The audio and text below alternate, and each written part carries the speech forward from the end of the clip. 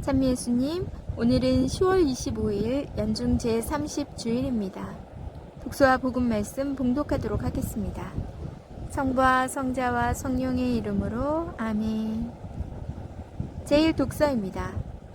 탈출기의 말씀입니다. 주님께서 이렇게 말씀하신다. 너희는 이방인을 억압하거나 학대해서는 안 된다.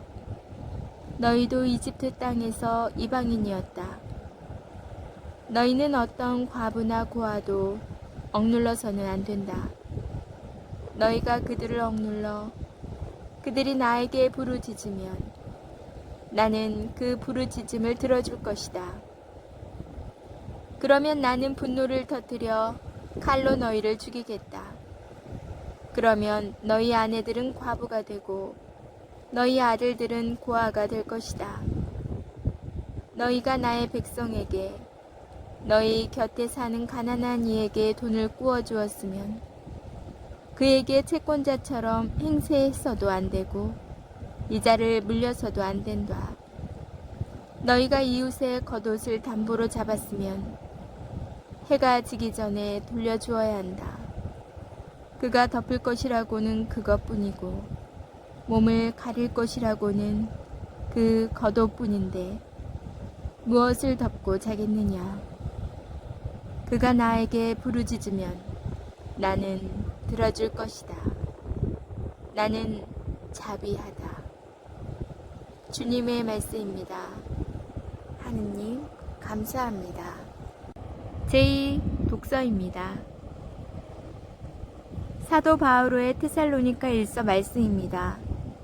형제 여러분, 우리가 여러분을 위하여 여러분 가운데에서 어떻게 처신하였는지 여러분은 알고 있습니다. 또한 여러분은 큰 환난 속에서도 성령께서 주시는 기쁨으로 말씀을 받아들여 우리와 주님을 본받는 사람이 되었습니다. 그리하여 여러분은 마케도니아와 아카이아의 모든 신자에게 본보기가 되었습니다.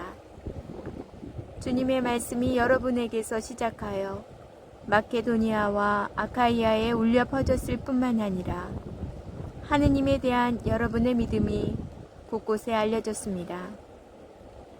그러니 우리는 더 말할 필요가 없습니다.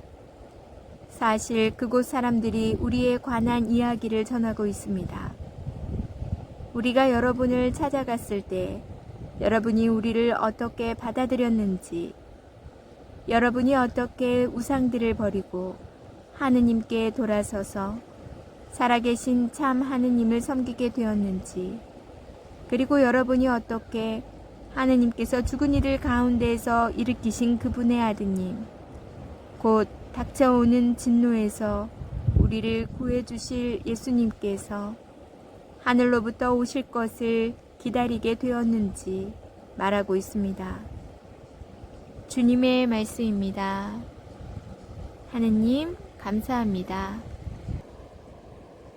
복음 말씀입니다. 마테오가 전한 거룩한 복음입니다. 그때 예수님께서 사두가이들의 말문을 막아버리셨다는 소식을 듣고 바리사이들이 한데에 모였다. 그들 가운데 율법 교사 한 사람이 예수님을 시험하려고 물었다. 스승님, 율법에서 가장 큰 계명은 무엇입니까? 예수님께서 그에게 말씀하셨다. 내 마음을 다하고 내 목숨을 다하고 내 정신을 다하여 주 너희 하느님을 사랑해야 한다. 이것이 가장 크고 첫째가는 계명이다. 둘째도 이와 같다. 내 이웃을 너 자신처럼 사랑해야 한다는 것이다. 온 율법과 예언서의 정신이 이 두 계명에 달려있다. 주님의 말씀입니다. 그리스도님 찬미합니다. 잠시 묵상하겠습니다. 어느 신부님의 강론에서 들은 이야기입니다. 뉴욕의 한 아파트에서 죽음을 맞이한 할머니 이야기가 뉴스로 나왔습니다. 이 할머니는 날마다 지하철역에서 구걸하며 연명하였는데 그 겨울 추위로 세상을 떠났습니다. 그런데 장례를 치른 뒤 시청 직원들이 할머니의 유품을 정리하다가 침대 밑에서 150만 달러나 되는 큰 돈을 발견했다고 합니다. 그 많은 돈을 두고도 할머니는 먹지도 못하고 기름도 아끼다가 배고픔과 추위로 숨을 거둔 것입니다. 처음에 저는 할머니의 삶을 좀처럼 이해할 수 없었습니다. 저 같았으면 적당히 맛있는 것도 먹고 잠도 따뜻하게 잤을 것입니다. 그리고 자신처럼 구걸을 하는 사람들을 도와주었을 것입니다. 그런데 곰곰이 생각해보니 그 할머니와 제가 별반 다르지 않다는 생각이 들었습니다. 이런 신문 기사가 그려졌기 때문입니다. 천주교 신부가 죽었다. 그런데 그 신부의 침대 밑에서 감사합니다 라는 말이 5,000개나 남아있었다. 신부가 죽었다. 그런데 그 신부의 침대 밑에서 한 일 없이 버린 시간이 20년이나 남아있었다. 신부가 죽었다. 그런데 그 신부의 침대 밑에서 아껴둔 웃음이 10,000리터나 남아있었다. 어쩌면 평소에 감사함을 표현하지도 않고 누군가를 위하여 시간을 내어주지도 않고 괜히 사람들 앞에서 얼굴만 찌푸리며 사랑할 기회들을 놓치고 살았던 것은 아닌가 하는 생각이 듭니다. 오늘 복음에서 예수님께서는 하느님 사랑과 이웃 사랑을 말씀하십니다. 그 할머니는 아직 돈을 쓰기에는 멀었다고 생각하며 아꼈을 것입니다. 우리는 어떠한가요? 사랑하기를 자꾸 미루며 오늘 하루를 허비하고 있지는 않는지요? 아멘. 성부와 성자와 성령의 이름으로 아멘. 오늘은 제가 바닷가에 왔어요. 어제 가족 여행으로 바다에 왔다가 오늘 잠시 이 해변에서 영상을 찍게 되었습니다. 오늘 하늘도 예술이네요. 집에서도 예술인데 바닷가에서 보는 하늘은 바다와 거의 구별이 되지 않도록 아름다워요. 여름에도 왔었는데 지금은 바다에 들어가서 수영을 하는 사람은 없죠. 날씨가 추워졌는데. 근데 변한 건 있어요. 그때는 사람들이 많아서 관리가 잘 되어서 그랬는지 보이지 않았는데 쓰레기들이 너무 많이 보이는 거예요.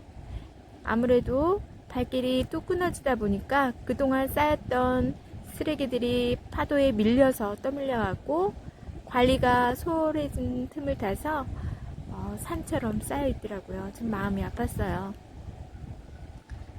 그래서 저희 아이들이 할 일도 없고 하니까 쓰레기를 모은 거예요. 자, 이런 플라스틱, 스티로폼도 참 많아요. 이렇게 끝도 없이 펼쳐져 있어요.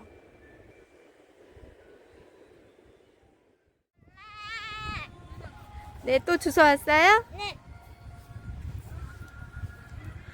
이거 서율이 혼자 클라라 혼자 주워 온 거예요? 네. 어디서 이렇게 많이 주워 왔어요? 바다에 있어요. 바다에 이렇게 많이 있어요? 네. 와.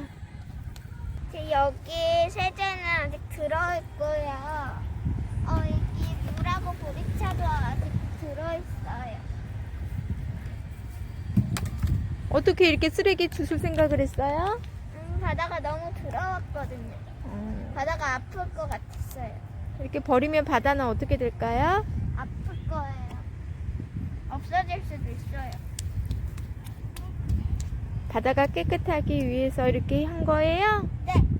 아이 예뻐. 잘했어요?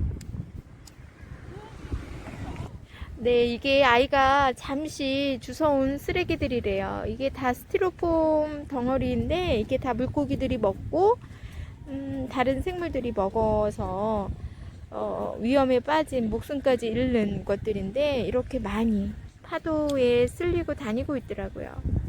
여러분, 노는 건 좋지만 우리 모두 쓰레기는 꼭 자기가 챙기도록 했으면 좋겠어요. 태초에 주신 자연의 아름다움을 간직하는 것도 하느님 사랑이라고 생각해요. 우리가 자연과 더불어 잘 살 때 이웃사랑, 자연사랑의 기본이 아닌가 싶더라고요. 오늘 하루도 맑은 하늘처럼 주님께서 가르쳐 주신 그 계명, 하느님 사랑, 이웃사랑 잊지 않는 하루가 되시길 바랍니다. 전 내일 다시 만날게요.